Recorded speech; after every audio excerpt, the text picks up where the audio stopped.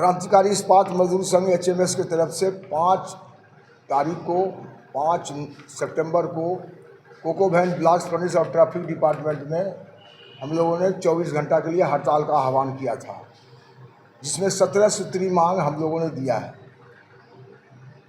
मेरा प्रमुख मांग में से जैसे हम लोगों का मांग था सुरक्षा मजदूरों को मिले, लोग जो जैसा काम कर रहे हैं, अगर स्किल्ड का काम कर रहे हैं तो उसको डिजिग्नेशन वही मिले।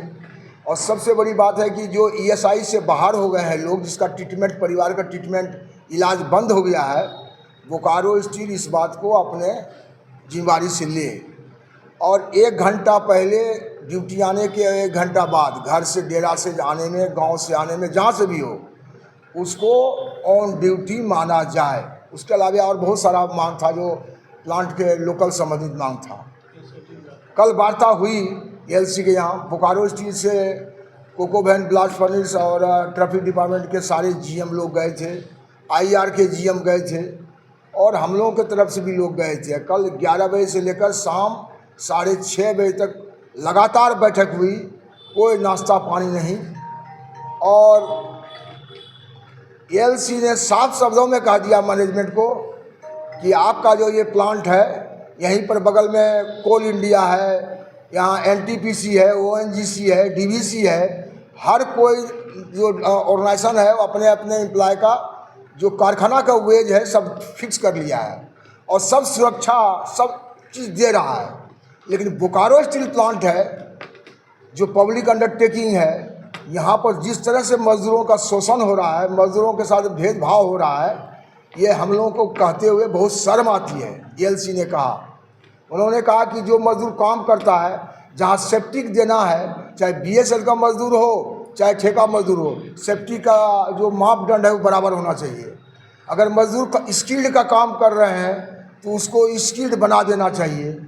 कोई मजदूर अगर डेरा से काम करने जाता है, डेरा से निकलता है, रास्ते में कहीं रोड में एक्सीडेंट हो गया, कुछ हो जाता है, तो उसको ड्यूटी क्यों नहीं मानते हैं? जबकि लॉ है, संविधान है, सुप्रीम कोर्ट का डिसीजन है।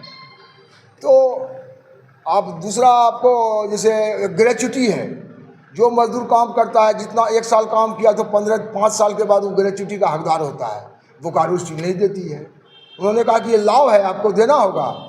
ये सारे सवाल को लेकर हम लोगों ने मीटिंग किया और एक लिखित मिनट्स वहाँ बना के दिए, जिसमें बोकारो मैनेजमेंट का 10 अधिकारी साइन किए हैं, हम लोग भी साइन किए हैं और ELC ने साइन किया। उन्होंने कहा कि 22 तारीख तक आप सबको लागू करिए, अदरवाइज 22 तारीख को 11 बजे हम बोकारो आएंगे और ब्लास्ट फर्नेस, कोको वैन, ये सभी जगह हम देखेंगे कि मजदूर किस रूप में काम कर रहे हैं।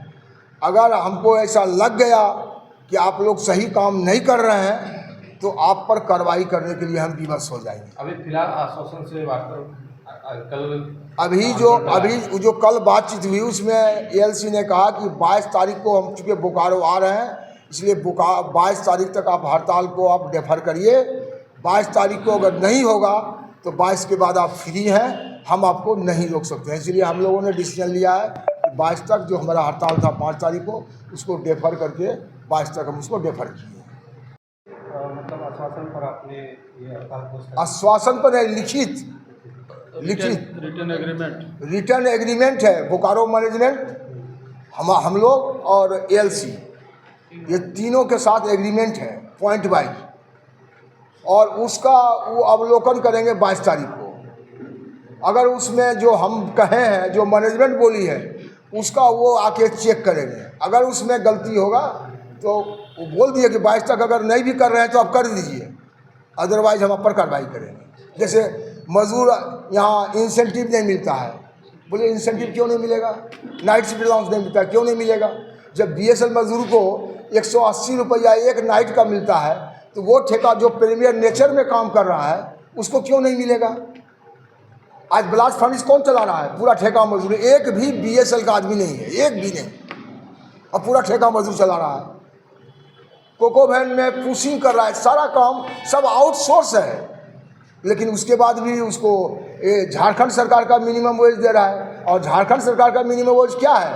बिल्डिंग और रोड का है, कारखाना का वेज झारखंड सरकार का है ही नहीं। हमने साबित किया है सब वहाँ। उसी का सेल में रोज हादसे हो रहे हैं, इसका सबसे बड़ा कारण आप क्या मानते हैं?